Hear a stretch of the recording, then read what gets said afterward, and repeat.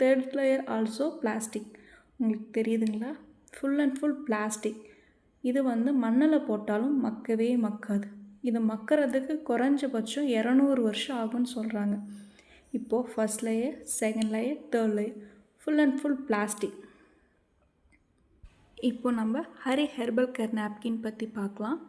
இந்த நாப்கினோட first layer பிடிச்சி இழுத்தா வராது.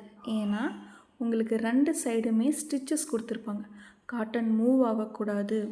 நம்ம நடக்கும் போதோ உட்காரும் போதோ எழுந்திருக்கும் போதோ காட்டன் சுருங்கக்கூடாது இல்லையா? சுருங்கினா அன்கம்ஃபர்டபுளாக ஃபீல் பண்ணுவோம். ஸோ அதுக்காகத்தான் நானும் ஒன் கிளாத்தை சுற்றி காட்டன் மேலே வச்சு நமக்கு தையல் கொடுத்துருக்கோம். மூவ் ஆகவே ஆகாது காட்டன்.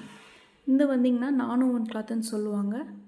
மண்ணில் மக்கக்கூடிய தன்மையுடையது, எந்த சைடு எஃபெக்டும் இல்லாதது, நெய்யப்படாத துணி. இது வந்து ஜஸ்ட்